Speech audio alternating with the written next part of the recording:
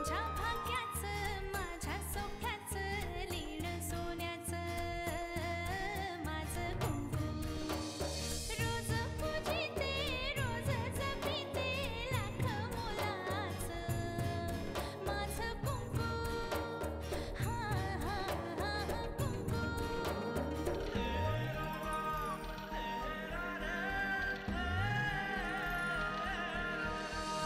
मन माझे घर झाले त्याचे मोर स्वप्नांचा दारी नाचे शब्द त्याचे ग अमृताचे स्पर्श त्याचे चांदण्याचे त्याच्या श्वासाचे त्याच्या डोळ्याचे गुज सांगते माझं कुंकू हा हा हा कुंकू हा हा हा कुंकू जी माणसं माझ्या जगण्याचा आधार होती तीच सगळी अशी का? हे कसे तुमच्याशी काही बोलले का ते? किल्लेदार घराण्याचा शत्रू पकडण्यासाठी मी वाटेल ती मदत करायला तयार आहे. जानकीने सुद्धा जाण्यापूर्वी 10 वेळा विचार करायला हवा होता. पुजारी काका तीर्थयात्रेला जाताना तुम्हाला काही बोलून गेले का? तीर्थयात्रेबद्दल काही बोलले नाही, पण मुंबईला जाण्याबद्दल मात्र ते बोलले होते. आणि कुणालाही न सांगता का गेलास?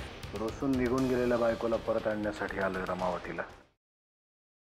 अमृताच्या शरीरावरच्या सगळ्या जखमा भरत आल्या आहेत. Thank you doctor. खरं तर हे सगळं तुमच्यामुळे आहे. छे छे, हे जे काही झालं ते सगळं अमृताच्यामुळे. अमृता इनिशियल शॉकमधनं लवकर बाहेर आली हे खूप चांगली गोष्ट आहे. आता योग्य काउन्सिलिंगमुळे तिच्या मनाच्याही जखमा लवकर भरून येतील. डॉक्टर प्लीज, मला कुठल्याही काउन्सिलिंगची गरज नाहीये. असं काय करतेस अमृता? डॉक्टर म्हणतायत ना.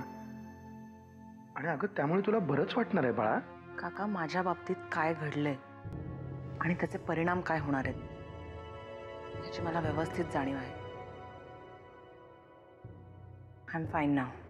Amruta, I am totally agree with you. But doctor, मी कुठल्या तरी भावनेच्या भरात येऊन हे नाही बोलत आहे. I am seriously fine. इथून पुढे माझ्या आयुष्यात येणारा प्रत्येक दिवस हा एखाद्या लढाईसारखा असणार आहे. कारण माझ्या पुढ्यात येणारा प्रत्येक माणूस माझ्याकडे सहानुभूतीच्या नजरेनेच बघणार आहे. पण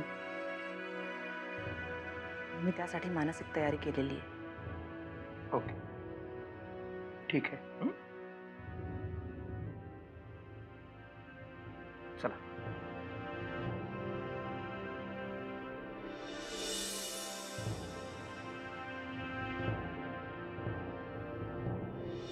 या डॉक्टर.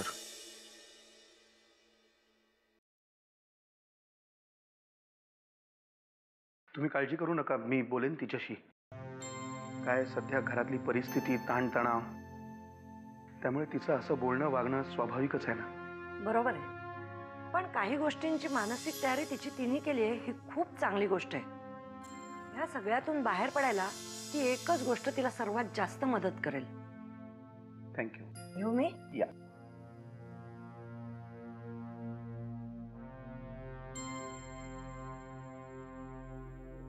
अरे वामन, देव पावला रे बाबा. का ग? अरे सकाळपासून आपण डोकं खातोय ना नरसिंह कुठे गेलाय म्हणून. हा. तो रमावतीला गेलाय.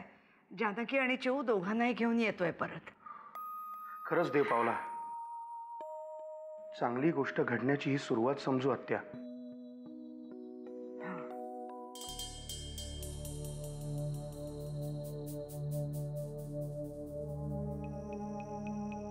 अमृता, कुठे निघाली आहेस? युगंधरा सरतापेच्या घरी. आर्यन विनायक सरतापेला भेटायला.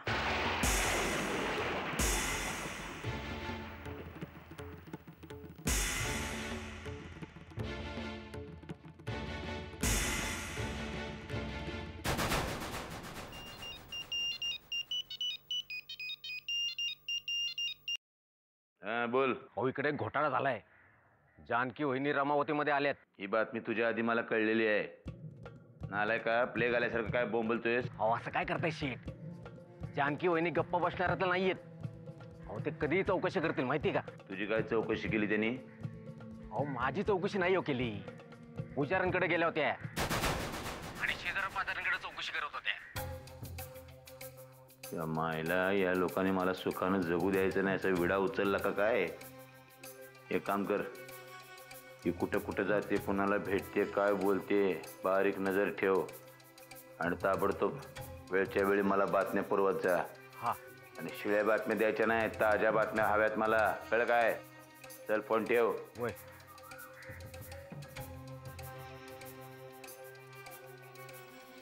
मायला इथे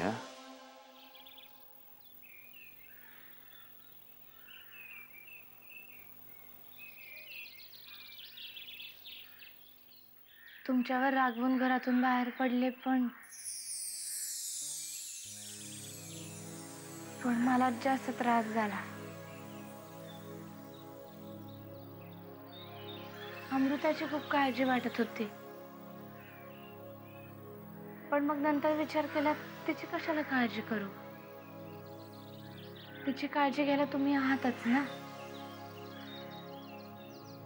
मग चिवला घेऊन आले. चिव पूर्णपणे माझ्यावरच अवलंबून आहे ना. जीव जशी तुझ्यावर पूर्णपणे अवलंबून आहे तशी अमृता माझ्यावर नाही आहे. तिच्या आयुष्यातून तिने मला केव्हाच हद्दपार केलंय. मला लागेल असं बोलायलाच तिला हल्ली आवडतं. असं का बोलताय? जानकी, तुला मी खूप मतलबी वाटेन, स्वार्थी वाटेन, पण एक विनंती करायची आहे तुला.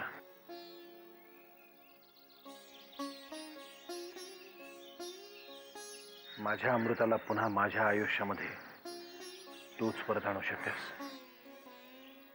मी तुझ्यावर कधीतरी ओरडलो असेन, चिडलो असेन, वेळ प्रसंगी तुझ्या अंगावर हात उचलला असेल, पण या सगळ्यासाठी मला माफ कर. माझ्या अमृताला पुन्हा माझ्या आयुष्यात आण. हो, काहीतरीच काय बोलताय. तुमच्यावर काय रागवायचं? खरं तर ज्या ज्या वेळी मी तुझ्यावर राग काढला तो माझा स्वतःवरचा राग होता जो मी तुझ्यावर काढला. मग आता स्वतःवरही रागवू नका. काही गोष्टी आपल्या हातात नसतात, त्या तिकडेच सोडून द्यायच्या. हा विषय सुद्धा इथेच बंद करूया. हा ते बाई बोला. हा नाही, तुम्ही तिला सांगा की ती आहे का तिकडे, तिला द्या. हॅलो, जानकी बोलतीये. ऐक, मी तिकडे येईपर्यंत काही करू नको. हां, मी येते तिकडे. आलेच. ठेवते. काय झालं? नाही नाही, काही नाही. मी सगळं आवरून ठेवलंय. आपण लगेच निघूया. आलेच.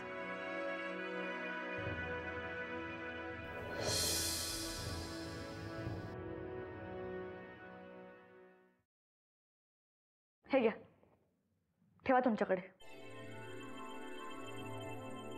अहिल्या, ह्या घरामध्ये घराच्या चाव्या पुरुषाकडे नाही बाईकडे असतात. मग आत्याबाई किंवा जानकीकडे द्या. घ्या. अगं असं काय करतेस? दादानी तुझ्याकडे दिल्यात ना त्या? नुसत्या चाव्या दिल्या. आणि मी आधी तुम्हाला म्हटलंय, नुसत्या चाव्या कमरेला लावून मिळवण्यात मला काडीचाही रस नाहीये. अधिकार आहे तुझा तो, अधिकार. अधिकार? या घरात काहीतरी घडलंय, काहीतरी घडलंय, पण ते माझ्यापासून लपवलं जात आहे आणि ते मला कळलंच पाहिजे. मी काहीतरी म्हणतेय. वर्षानुवर्ष तू हेच म्हणत आली आहेस, माझ्यापासून काहीतरी लपवलं जातंय, ह्या घरात काहीतरी घडलंय. घराच्या फायद्यासाठीच बोलते ना मी हे सगळं.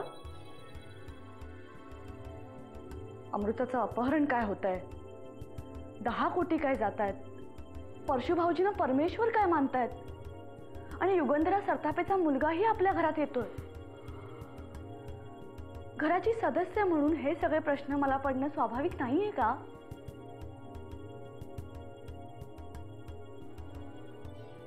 हे बघा, बाकी काही नाही, पण निदान तुमचं दुःख तरी शेअर करा ना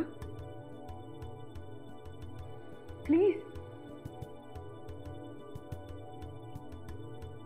हे बघ, मला तुझं म्हणणं पटतं, पण काय? अहो, कालची अख्खी रात्र तुम्ही झोपला नव्हता, म्हणजे काहीतरी घडलंय ना. हे बघा प्लीज, निदान दुःख तरी शेअर करा माझ्यासोबत.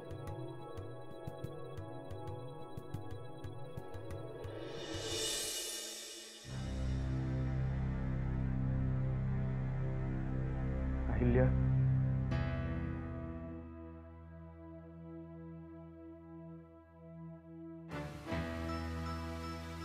अहिल्या, जे घडलंय ते खूप भयंकर आहे, खूप भयंकर.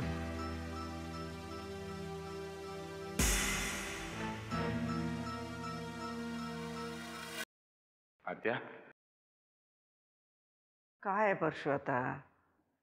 काही नाही ग, माझ्या खोलीत जाऊन बसलो, मनच रमेना. अख्खी खोली खायला उठली. सारखा सुमीचा चेहरा दिसतोय, चिवूचा चेहरा दिसतोय. आणि सुमी तर वेडी आहे, हॉस्पिटलमध्ये गेली आहे, बरी झाल्याशिवाय येणार नाही. समजूत काढू शकतो स्वतःची. चिवूचं काय, काळजाचा तुकडा आहे तो माझ्या. जानकी बहिणी घेऊन गेल्या तिकडे गावाला. तू काय पण कर, त्या दोघींना आधी परत आण बघू. नाही, त्या दोघी परत आल्याशिवाय माझ्या जीवाचा घोर संपणार नाही. अरे बाबा, नरसिंह गेलाय त्यांना आणायला. तो जानकीला आणि चिवला नक्की घेऊन येईल. दादा गेला ना, हे फार बेस्ट झालं. नाही, दादानी जायलाच पाहिजे होतं. कसं आहे, चिव तर माझी पोरगी आहे ग, पण जानकी बहिणी किल्लेदार घराण्याची लक्ष्मी. आणि लक्ष्मी अशी घरातनं बाहेर जाणं म्हणजे अब्रू जाण्यासारखं आहे. आणि एकदा गेलेली अब्रू परत येत नाही. अमृताचं काय झालंय पाहिलंच नव?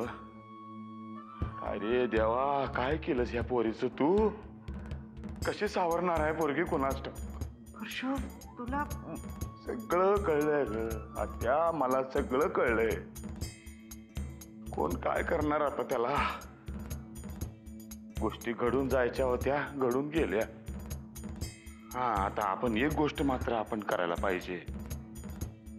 ही बातमी या कानाची त्या कानाला कळता कामा नये. अहिल्याला तर अजिबात कळता कामा नये. पण अहिल्याचा रोज फोन असतोय त्या युगंधरा सरतापे मॅडमना. त्यांना जर काही बातमी कळली तर मग झालं किल्लेदार कुटुंबाचं वाटोळ. म्हणून सांगतोय, जीव तुटतोय इथं. या कानाचं त्या कानाला कळता कामा नये.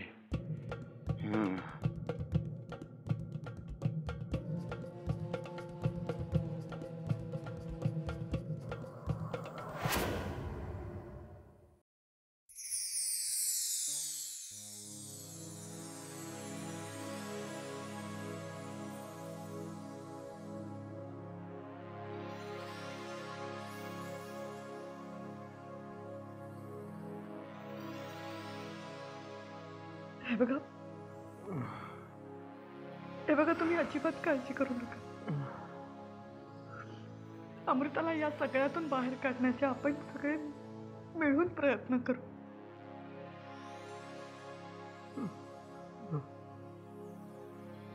तशी सावरतीये थोडी थोडी. अहो, असले घरगुती उपाय करण्यात काय अर्थ आहे? ते काय,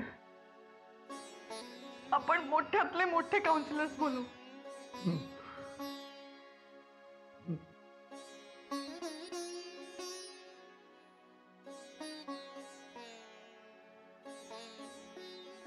आज कितीतरी दिवसांनी तुझ्या बोलण्यात तो पूर्वीचा खरेपणा जाणवतो मला. अशा वेळी राग लोक काय ठेवायचं? ते काय, आपण अमृतासाठी काहीतरी केलंच पाहिजे.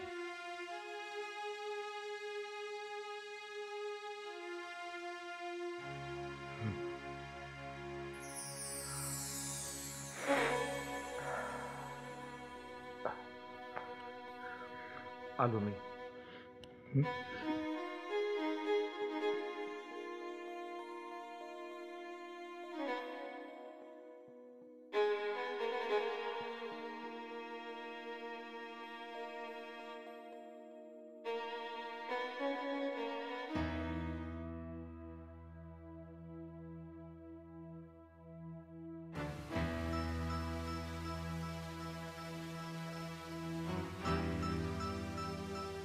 आता कसला विचार करतेस? हीच ती वेळ जिचा योग्य वापर केला तर काय वाटेल ते करू शकतेस.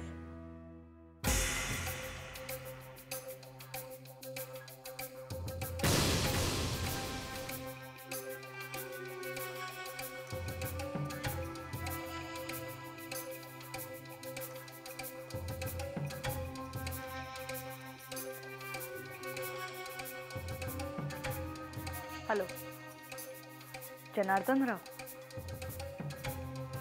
तुमची प्रिंटिंग प्रेसमधली बाकी सगळी कामं थांबवा आणि मी काय सांगते ते छापा. हेडलाईन म्हणून.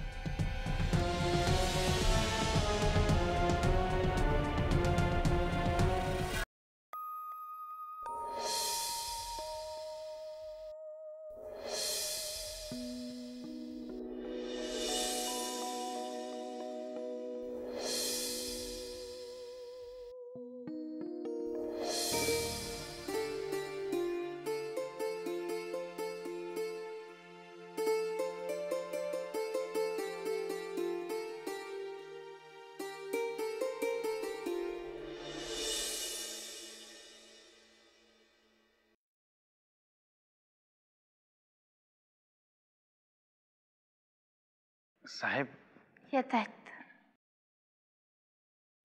कुठलीही सिक्युरिटी न घेता गेलात तुम्ही. आम्ही सगळे काळजीत होतो. वाकणेस, याविषयी आत्याबाईंची बोलणं झालंय माझं. या गप्पा आपण नंतर मारू. आता आत्याबाईंना सांगून या मी आलोय. ठीक. मी शिवला आपल्या खोलीत झोपून आलीये. तुम्ही त्याच्याकडे जरा लक्ष देता का? तोवर मी अमृताला भेटून येते.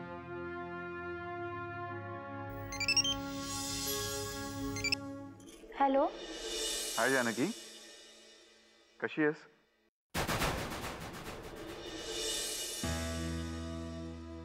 तू पण ना एकदा गायब झाली ना की गायबच होतेस. मी आता जरा कामात आहे, मला नंतर फोन करा.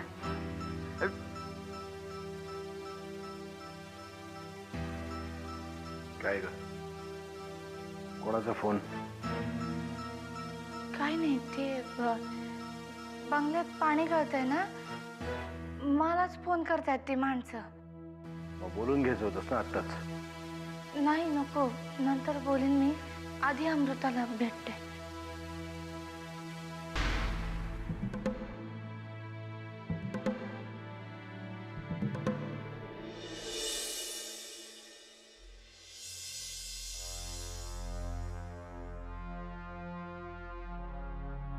अमृता,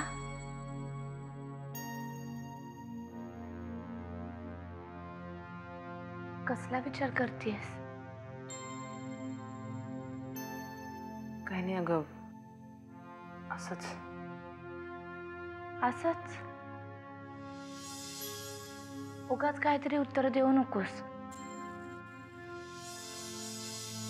आता तयारून बाहेर चालली होतीस ना? मग काय झालं? बोल ना, गप्प का बसलीस?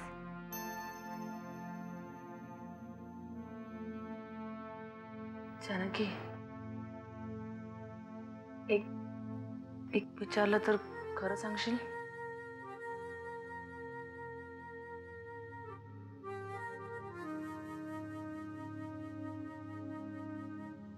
असं का बोलतीयस?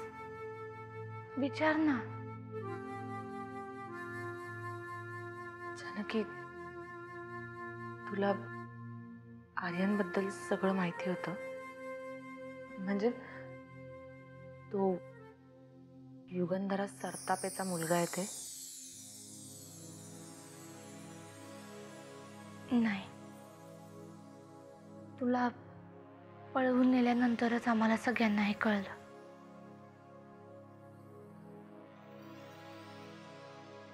जानकी, मला आर्यनला भेटायचंय.